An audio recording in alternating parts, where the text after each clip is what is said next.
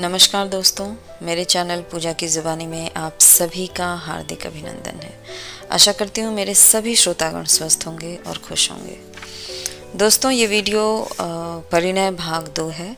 भाग 1 जहाँ मैंने ख़त्म किया था वो कुछ यूँ था कि रामदास जी, जो कि जीतू के होने वाले ससुर हैं, उन्होंने जीतू को उसकी इकलौती साली से मिलवाया और कहा कि ये एक ही 10 के बराबर है और इससे बच कर रहना। आगे की कहानी कुछ यूँ है।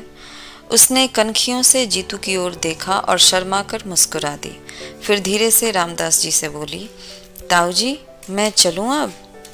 हाँ बेटे, 10:30 हो रहे हैं, चलो अब, नहीं तो लेट हो जाओगी। उन्होंने प्यार से पीठ थपथपाकर उसे विदा किया। जाने से पहले उसने फिर हम सबको नमस्कार किया और साइकिल हाथ में लेकर चल पड़ी। कुछ दूर जाने के बाद ही वह उस पर सवार हुई।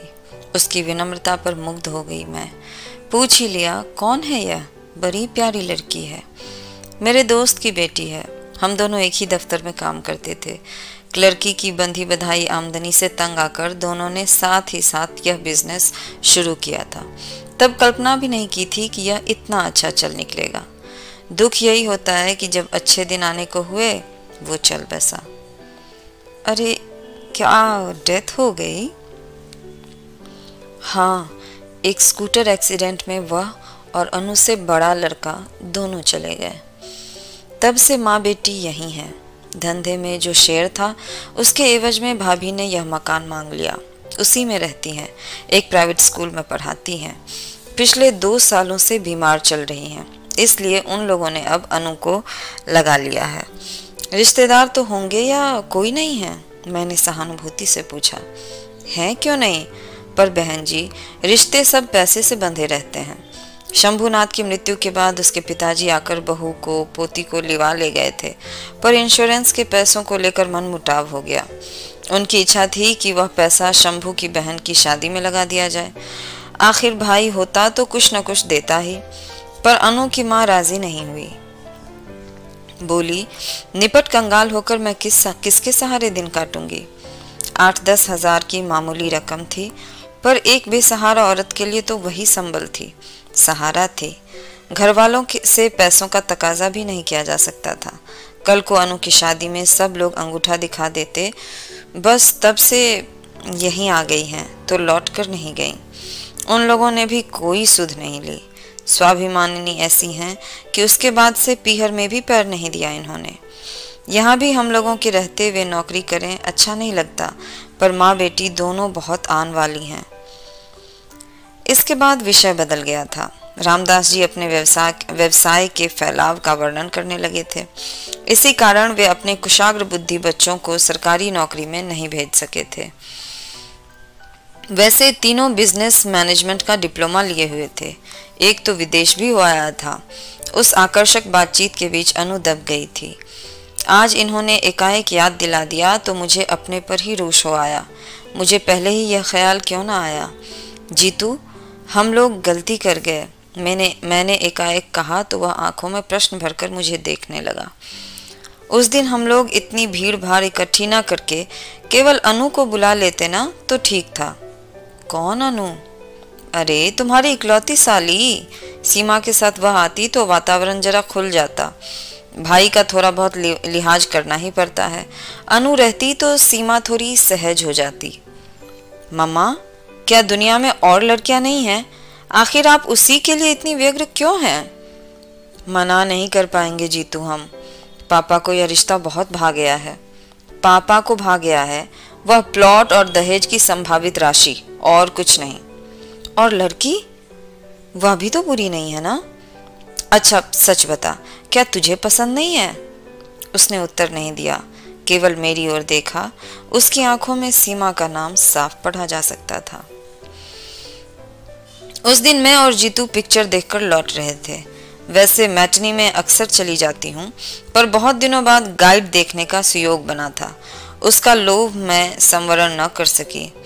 पिक्चर समाप्त हुई और जैसा कि तय था, हॉल से बाहर निकलते ही मेरे सिर में दर्द होने लगा। जीतू, गाड़ी रोक तो। रास्ते में एक मेडिकल स्टोर नजर आते ही मैंने कहा। क्यों? दवा लेनी है। घर में दो दो डॉक्टर हैं, पर तुम्हें केमिस्ट के यहाँ गए बिना चैन नहीं आता, उसने गाड़ी रोकते हुए कहा। घर में डॉक्टर हैं इसलिए तो मुसीबत है, कोई अपने मन की दवा ले ही नहीं सकता। इससे रिएक्शन होता है, इससे हार्ट प्रेशर बढ़ता है और भी न जाने क्या क्या। भुन भुनाती हुई मैं उतर पड़ी।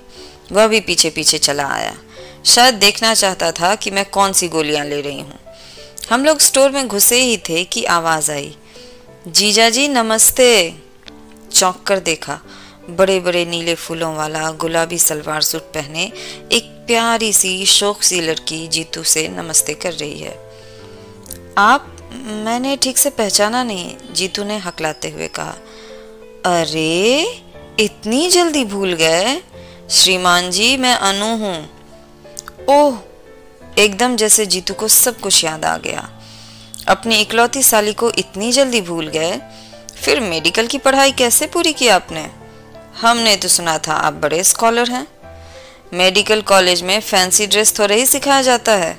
उस दिन तो आप सफ़ेद सी साड़ी वाड़ी पहनकर बड़ी सोबर लग रही थी। उस दिन मैं स्कूल जा रही थी ना, वहाँ तो भाई सोबर बनकर ही जाना पड़ता है। तो पढ़ाती भी हैं? हे भगवान, इस देश का क्या होने वाला है। जीतू भी अब मूड में आ गया था। देश की चिंता मत कीजिए जीजा जी, जो बच्चे आपके इलाज से बच जाएंगे वो ही मेरे स्कूल में आएंगे। मैं काउंटर पर खड़ी खड़ी उस नोक झोंक का मजा ले रही थी। जब बिल झुकाकर लौटने लगी तब अनु ने मुझे देखा।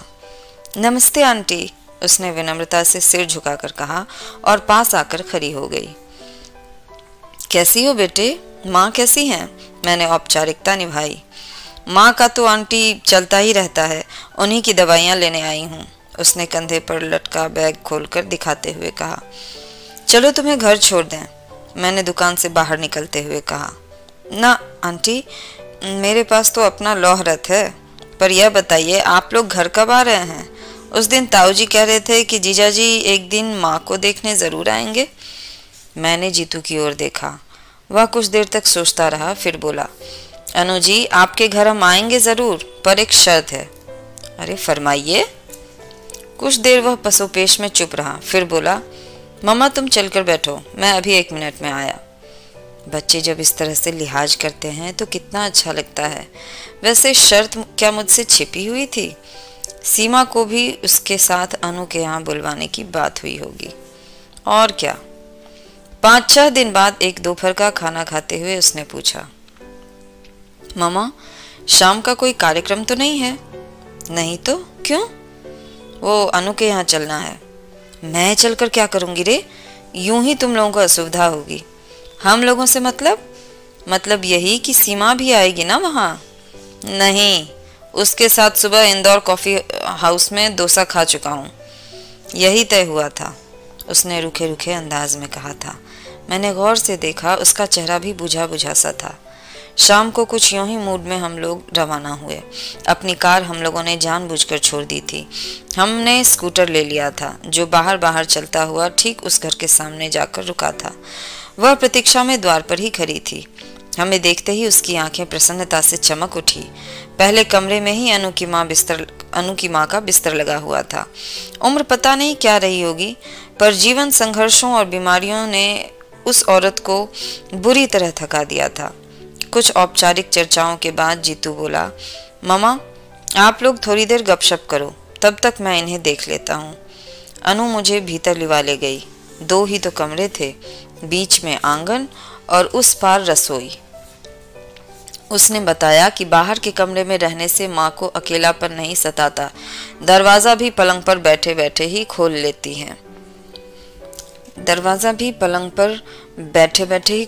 हैं। सुबह शाम कोठी से कोई नौकरानी आकर चौका बर्तन सफाई कर जाती है, पर बाकी समय तो उन्हें अकेले ही रहना पड़ता है।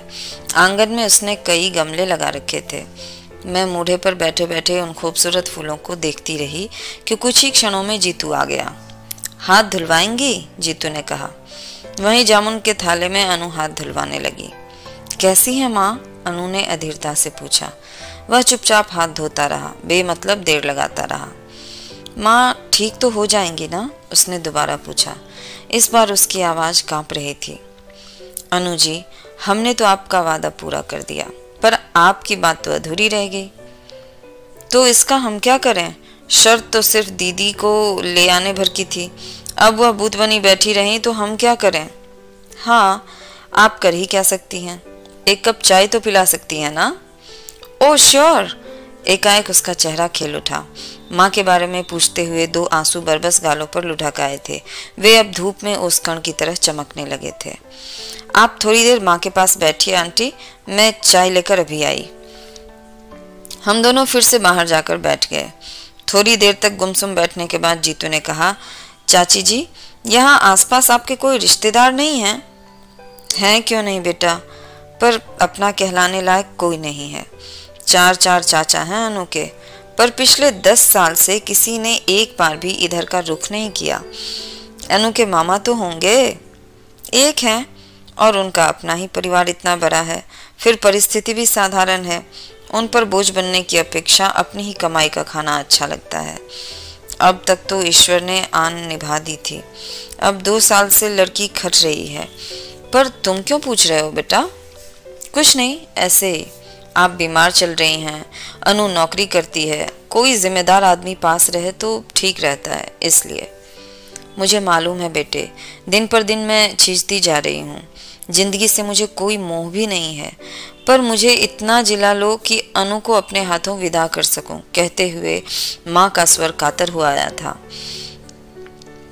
आप तो पता नहीं क्या सोच बैठी। उसके पूछने का मतलब यह नहीं था, मैंने ढांढस बंधाते हुए कहा। अभी तो आपको जीना है, अनु के बच्चे भी खिलवाने हैं। शादी तो हो जाए पहले। शादी की चिंता क्यों करती हैं आप? लड़की तो हीरा है, मैंने कहा। उससे क्या होता है बहन जी, कोई लड़की कौन ब्याहता है आजकल। सच है, भगवान लड़की दे तो तिजोरी भी भर कर दे, नहीं तो व्यर्थ है सब, उन्होंने सांस लेकर कहा। उसी समय हाथ में ट्रे लेकर अनु ने प्रवेश किया। माँ ने अपनी रामायण शुरू कर दी ना, उसने नाश्ता लगाते हुए कहा। इसीलिए तो सब यहाँ आने से घबराते हैं आंटी। बेचारी पहली बार आई हैं और उन्हें भी तुमने बोर कर दिया माँ। माँ बेचारी खिसियाकर चुप हो गई। उनका मन रखने के लिए मुझे कुछ कहना चाहिए था, पर समय पर कुछ सूझ ही नहीं पड़ा। उधर चाय नाश्ते का दौर शुरू हो गया था। थोड़े समय में लड़की ने काफी कुछ बना लिया था, पर मुझसे कुछ खाया नहीं गया। बीमार के कमरे में एक अजीब सी गंध बसी रहती है। डॉक्टर की पत्नी होने के बावजूद मैं अभी तक उसकी अभ्यस्त नहीं हो पाई हूँ।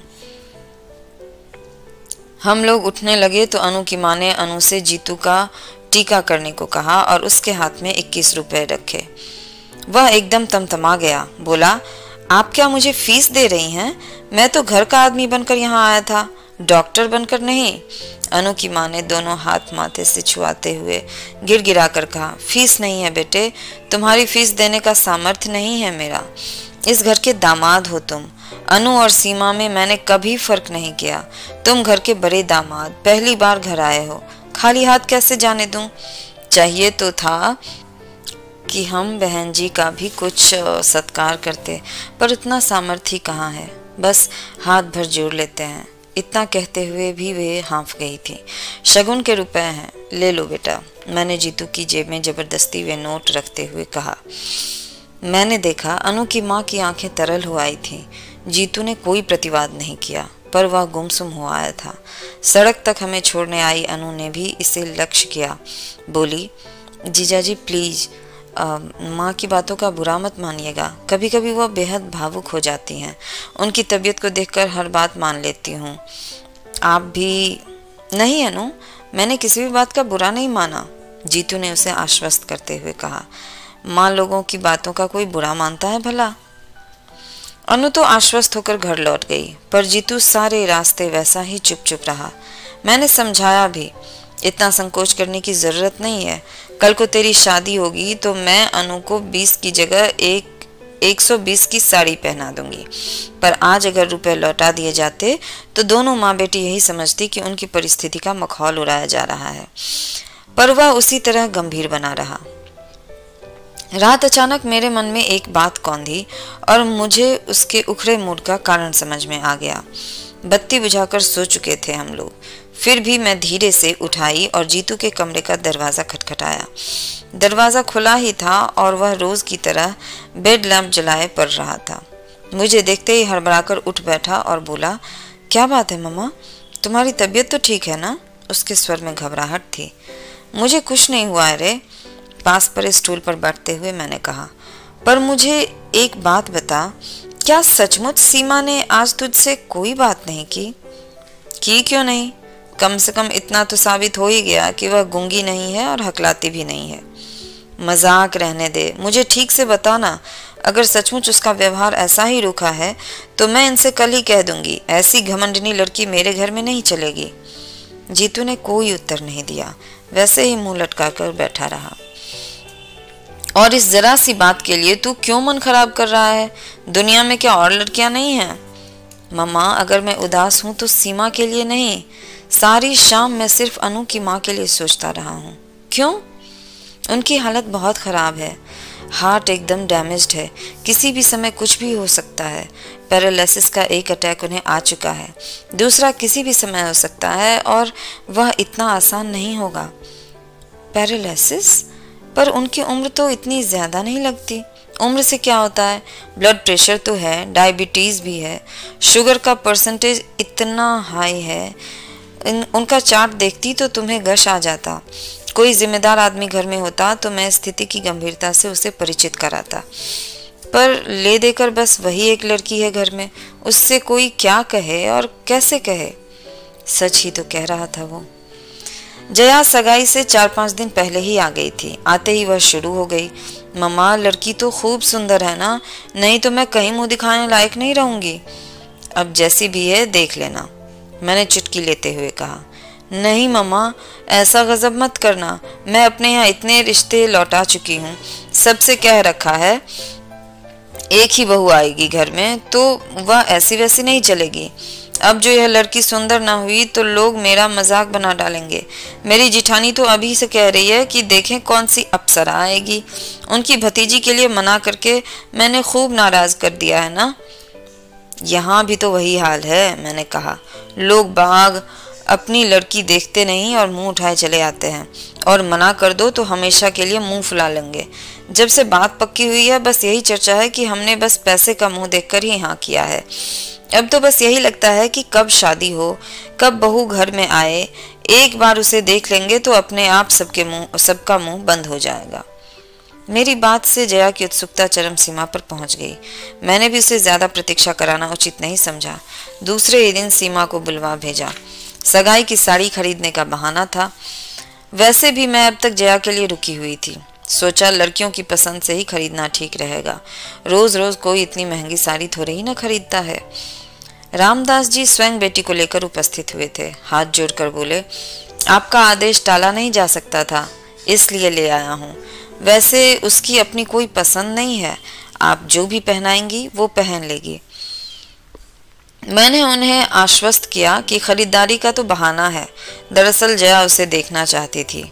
मेरी बात से उनका सारा संकोच दूर हो गया। बार बार यह कहकर कि लड़की अब आपकी है, जब चाहें बुलवा लीजिएगा, वह वापस लौट गए। मैं जानबूझकर उन लोगों के साथ बाजार नहीं गई।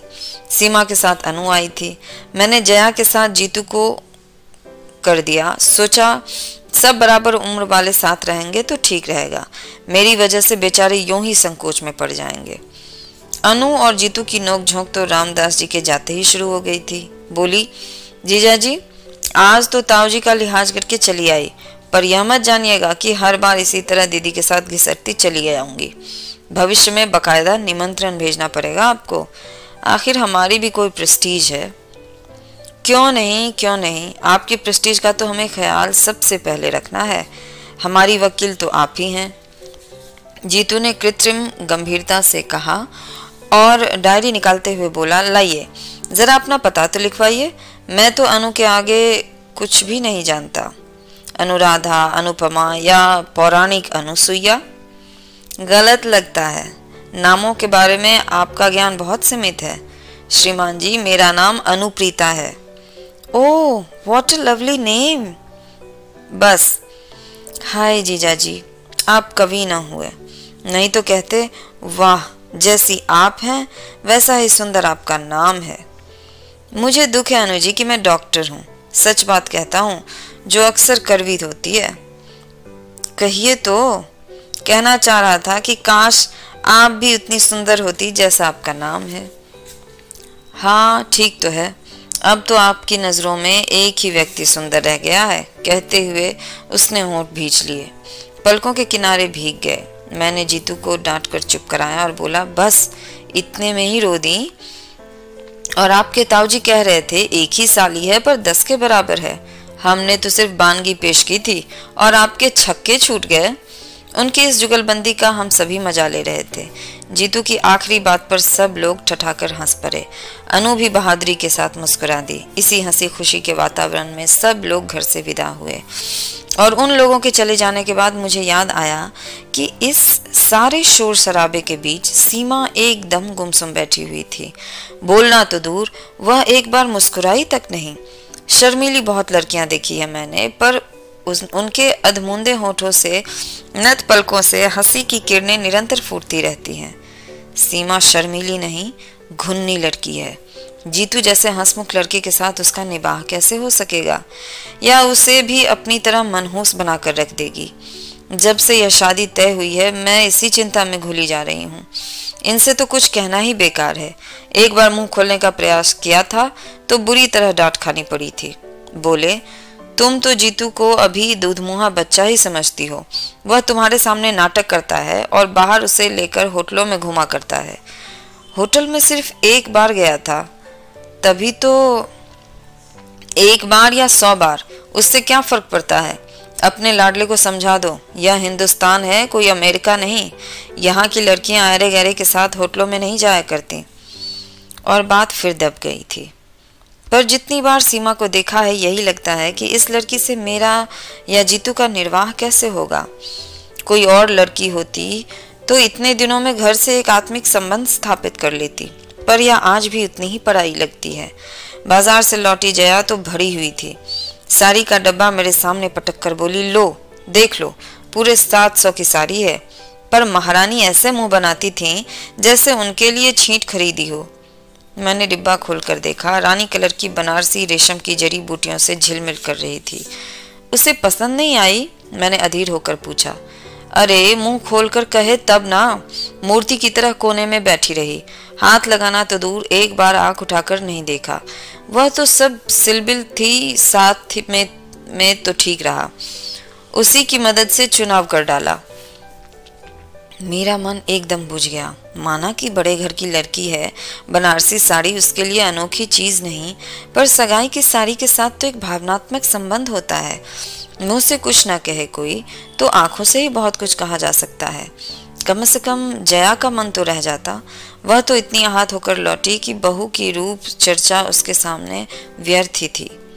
मुझे यही तो डर लग रहा है रे, मैंने कहा। अजीब घुन्नी लड़की है, जीतू के साथ पता नहीं कैसे निभेगी। घुन्नी नहीं है मम्मा, घमंडी है। तुम तो अब अपनी चिंता करो, जीतू के लिए परेशान होने की जरूरत नहीं है। उनकी तो खूब घुट रही है। अभी आते आते भी उसने एक चिट्ठी चुपके से पकड़ाई है, मैंने साफ देखा है। जया की बात ने सचमुच चौंका दिया था मुझे। सोचा ये ठीक ही कहते हैं, जीतू यूं ही मेरे सामने नाटक करता होगा। मैं भी तो पागलों की तरह उसके पीछे पड़ जाती हूँ। सीमा ने क्या बात की, कैसे की, बेचारा जवाब दे भी तो क्या। कुछ भी हो, मन से एक बोझ उतर ही गया। सारी तैयारी करते कराते रात के 11 बज गए। दूसरे दिन ये लोग ओली डालते जा रहे थे। इतने बड़े घर में संबंध होने जा रहा था। पहली बार हम लोग कुछ लेकर जा रहे थे, पर जैसे सारी चिंता मेरे ही सिर थी और कोई मेरा हाथ बटाने नहीं आ रहा था। जीतू का तो खैर प्रश्न ही नहीं था।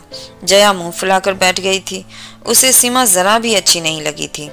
कल जीतू ने चिढ़ा दिया कि सीमा के आ जाने से दीदी का सौंदर्य तेज थोड़ा फीका पड़ जाएगा, इसी से वह नाराज है। बात हंसी मजाक में ही टल जानी थी, पर जया बहुत बुरा मान गई थी। उसकी ओर से किसी सहायता की आशा करना ही व्यर्थ था। सबसे ज्यादा रोष तो मुझे उसके पापा पर आ रहा था।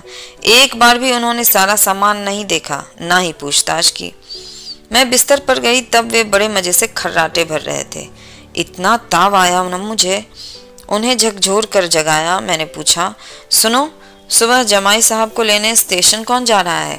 ठीक से तय कर लो, नहीं तो समय पर कोई नहीं पहुंचेगा। कोई नहीं जा रहा, उन्होंने अलसाए स्वर में कहा। क्यों? क्योंकि वे नहीं आ रहे। क्यों? आपको कैसे पता चला? क्योंकि मैंने ही उन्हें फोन पर मना किया है। अरे क्यों? क्योंकि कल का प्रोग्राम कैंसिल हो गया है। क्यों? रामदास जी को हार्ट अटैक हो गया है। हाय राम, क्यों? क्योंकि उनकी लड़की अपने फुफेरे भाई के साथ भाग गई है। क्यों? वह एकदम झल्ला कर उठ बैठे। तुम्हारी इस क्यों का कहीं अंत भी होगा? लड़कियां किसी के साथ क्यों भाग जाती हैं? क्या यह भी मुझे ही बताना होगा? सचमुच। खिसियाकर चुप हो गई मैं। सच तो पागलों की तरह प्रश्न पर प्रश्न किए जा रही हूँ। कम से कम इनकी मन स्थिति का तो ख्याल किया होता। मन इतना बौखला गया कि अनचाहे मुंह से निकल गया। अब क्या? मिठाई बांटो। वह गुर्राए। तुम दोनों माँ बेटे तो शुरू से ही मीन मेख निकालने लगे थे। अब तुम्हारे मन की हो गई। घर आई लक्ष्मी दरवाजे से ही लौट गई। खूब आनंद मनाओ अब। शोभ उनके हर शब्द से टपक पड़ा था। रामदास जी के घर समधी बनकर जाने का सबसे ज्यादा चाव उन्हीं को था, इसलिए सबसे ज्यादा निराशा भी उन्हें ही झेलनी पड़ी। इसके बाद चुप रहने में ही मैंने अपनी खैरियत समझी, पर रात भर मुझे नींद नहीं आई। बार बार सीमा का रूखा व्यवहार याद आता रहा। उसे हम लोगों में कोई दिलचस्पी नहीं थी, वह स्वाभाविक ही था। पर घर के लोग कैसे हैं? क्या उन्हें भी अंदाजा नहीं हुआ होगा? लेकिन लगता है वे लोग सब जान गए थे, तभी तो हाथ धोकर पीछे पड़ गए थे। जिस दिन से रिश्ता लेकर आए थे उन्होंने हमें सांस तक नहीं लेने दी थी। यह तो ईश्वर की कृपा थी जो समय रहते सारा रहस्य खुल गया। मुझे कमरे में आते हुए उसने दर्पण में देख लिया था। वहीं से बोला, तुम परेशान क्यों हो रही हो मम्मा? मैं अभी शेव बनाकर वहीं आ तो रहा था। मैं तो यूं ही चली आई थी रे। चाय की ट्रे गोल मेज पर रखते हुए मैंने कहा। सोचा साथ साथ चाय भी पी लेंगे, और एक बात भी कहनी थी। Something important? उसने अपना काम जारी रखते हुए पूछा। हाँ, ऐसा ही समझ ले। वह जो सीमा है ना, वह इस तरह बुरी तरह से चौंका कि रेजर हाथ से ही फिसल गया। गीले तौलिए से गाल को सहलाते हुआ मेरे सामने आकर बैठ गया और अधीर स्वर में बोला, सीमा का क्या कह रही थी तुम? क्या किया है उसने? वह अपने फुफेरे भाई के साथ भाग गई है, मैंने सपाट स्वर में आखिर कह ही डाला। ओ मम्मा, उसने एक दीर्घ सांस छोड़ी। तुमने तो मुझे डरा ही दिया था। उतनी सी देर में मैं पता नहीं क्या क्या सोच गया था। क्या सोच गया था? मैंने हैरत से पूछा। दरअसल मम्मा, मैं एक पागलपन कर बैठा था, उसने खिसियाए स्वर में कहा। इससे पहले कि मैं कुछ पूछूं, वह उठा और दराज में से एक कागज का पुर्जा निकाल लिया और बोला, लो पढ़ो। पढ़ने को था ही क्या, बस 2 पंक्तियां ही थी। अगर आप शादी से इनकार नहीं करेंगे तो मुझे मजबूरन कुछ खा लेना पड़ेगा। कब मिली यह चिट्ठी तुझे? मैंने कांपते स्वर में पूछा। उसी दिन जब हम लोग साड़ी खरीदने गए थे। तो पगले, मुझे बताया क्यों नहीं? कैसा सर्वनाश हो जाता अभी। एक जिद सी सवार हो गई थी मम्मा। मैं भी तो जया की तरह सोचने लगा था। लगता था यह लड़की हमें बहुत छोटा करके देखती है। इसके दर्द को तोड़ना होगा, इसे ब्याह कर घर लाना ही है, भले ही दूसरे दिन उसे छोड़ आना पड़े। उसकी बेरुखी का और कोई कारण भी हो सकता है, इसकी ओर ध्यान ही नहीं गया।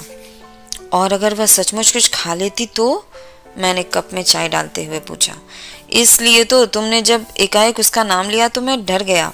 मुझे तो हैरत होती है, पढ़ी लिखी होकर भी ये लड़कियां इतनी बुज़दिल कैसे होती हैं? अपने मन की बात मुंह खोलकर कहती क्यों नहीं?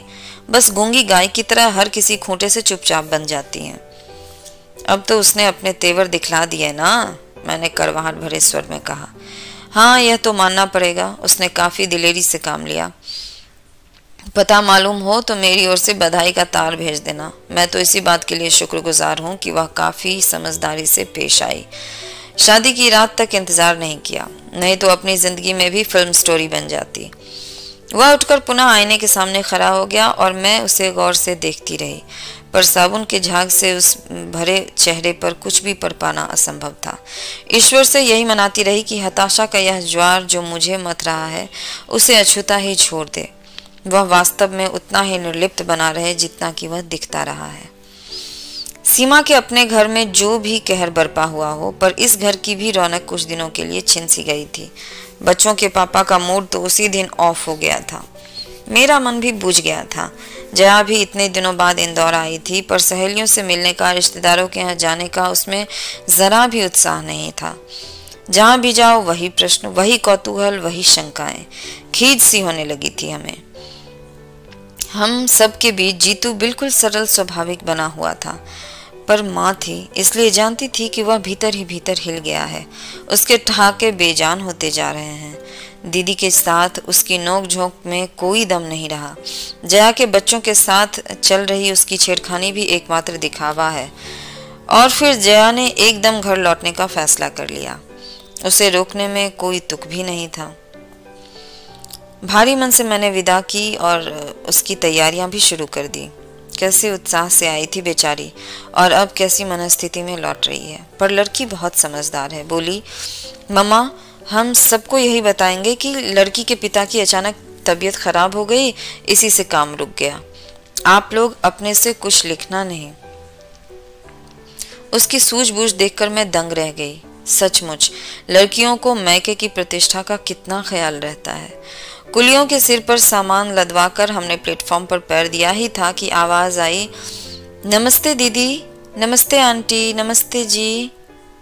कहकर चुप हो गई। मैंने चौंक कर देखा, यूनिफॉर्म की साड़ी पहने बच्चों के एक झुंड से घिरी अनु खड़ी है। आज जा रही हैं दीदी? उसने पूछा, पर उत्तर ही कौन कहे। दोनों भाई बहनों ने उसकी ओर देखा तक नहीं, सीधे मुंह उठाए 3 व्हीलर की तरफ चले गए। बेचारी का इतना सा मुंह निकल आया था। मुझे दया हो आई। वैसे भी पीछे ही घिसट रही थी।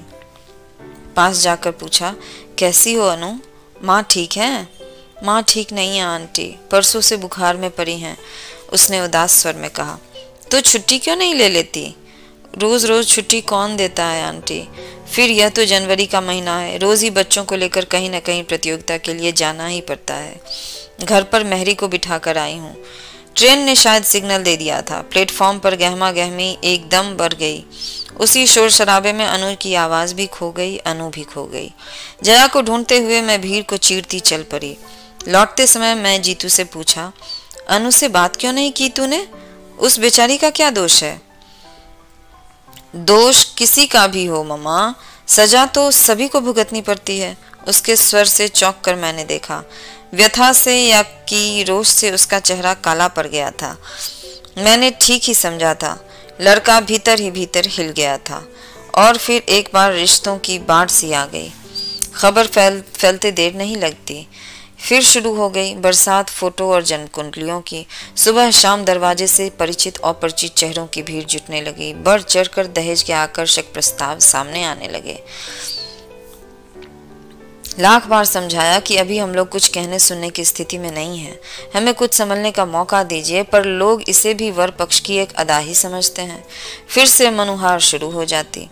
हम लोग तो जैसे तैसे मान भी जाते, पर जीतू को लड़की दिखाने ले जाना एक टेढ़ी खीर थी।